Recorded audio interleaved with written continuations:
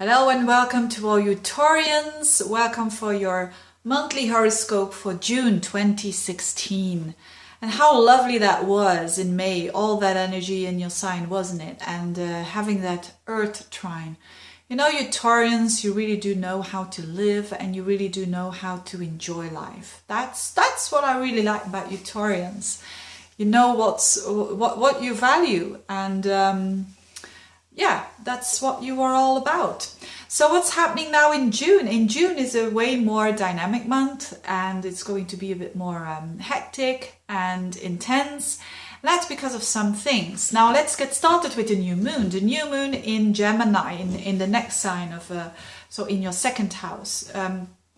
On the 5th, the 6th of the month, there is the sun and the moon together in Gemini. But not only that, it's also together, so conjunct with Vesta. So it's not just a basic new start when it comes to your confidence, when it comes to maybe how you deal with your financial situation.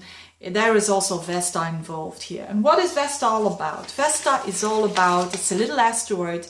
When it's conjunct that new moon, it means that there's a lot of devotion. There's a lot of wanting to commit yourself towards a higher purpose. There's a lot of a sense of purpose, a devotion, a dedication, and a focus. So for you, that is in your house. The second house is the house of the Taurian. So a lot of a good month for you to stand still and to see it and to put some seeds there when it comes to your self-worth, when it comes to what you feel that is important in your life, and being okay with that. Now this is a big deal because there's a lot of people that don't find it easy to know what their needs are, to know what their feelings are, and to recognize that, and to also give it a little voice there. So, but that's definitely the case for you Taurians, with that feeling more devoted to do so, with that little asteroid there. Now, this new moon is in is a certain a part of what we call in astrology a full square, and a full square might. If you read about that in astrology, you will see it's a challenge, it's frustrating energy. Yes, it is, but ultimately it is there to push you towards a change. And that change it's only a seed that is planted now, but that change will show itself more around August, September time. But for you, it is about maybe your financial situation, maybe assets that you share with someone else, with a loved one. And it's also about how you enjoy life, how you align yourself with other people. So all these areas that I just mentioned are a bit in tension. So it could mean, for instance, for some of you, it could mean that your financial situation or your is out of balance with the income of the person that you work with, for instance, and that giving a bit of a clash. So there is this work that needs to be done to put it into balance again. On another level, it could mean that what you value clashes with someone else's values. That Saturn there, that is in your 8th house. So that could put a little bit of a restriction when it comes to your intimacy with other people.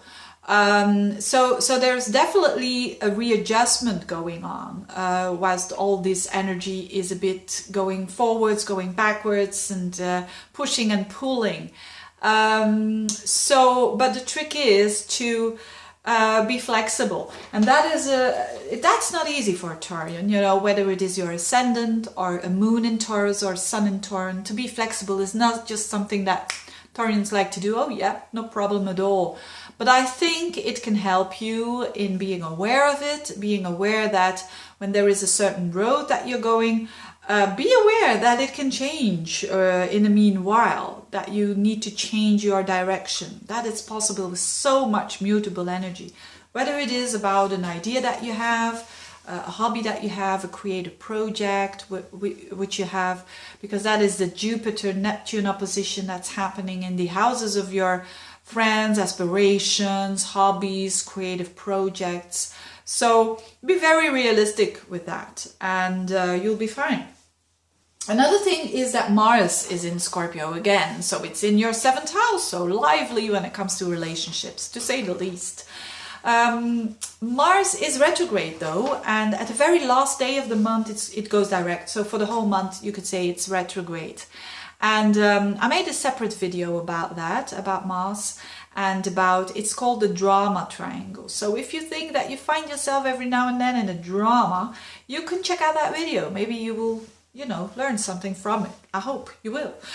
That's the whole purpose. But so if not, great, then you are liberated and you are a very, very powerful person. But most of us does have some drama in their life, don't they?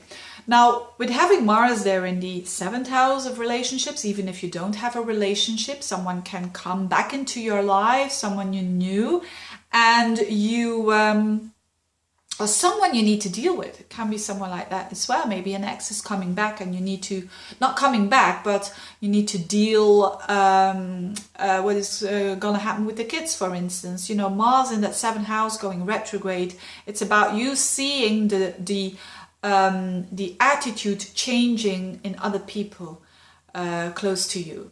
So that could be a good thing, that could be not so good for you. That depends on your context. But whatever it is, it's an energy of what you can do is also revisiting your intentions, revisiting your actions. Are they real? Are they clear? Are they pure?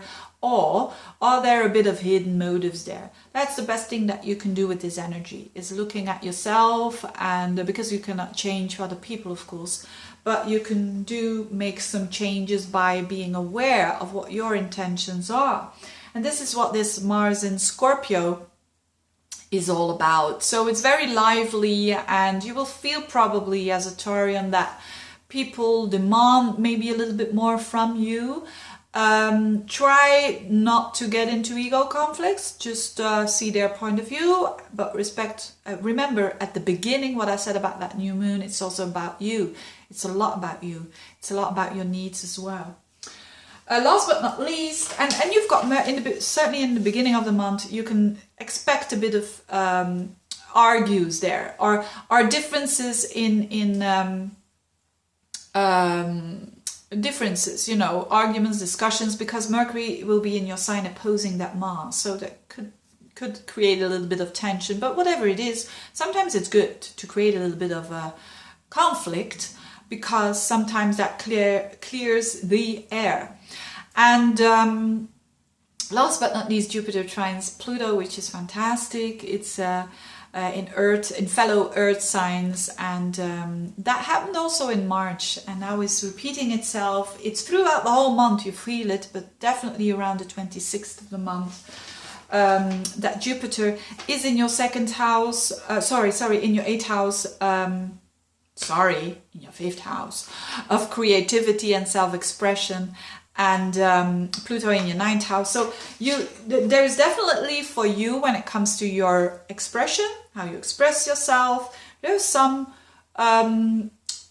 changes there, but changes that are permanent when it comes to your belief system, that is in line with how you can express yourself, and maybe also your connection with your children, connection with foreigners, romance as well. You know, when you start a new romance around that time, a new relationship, that will be a very intense one, but a very, not intense that it is too much, a passionate one, let's put it that way. It will be a passionate relationship, and it will be a relationship that changes you permanently in a good way.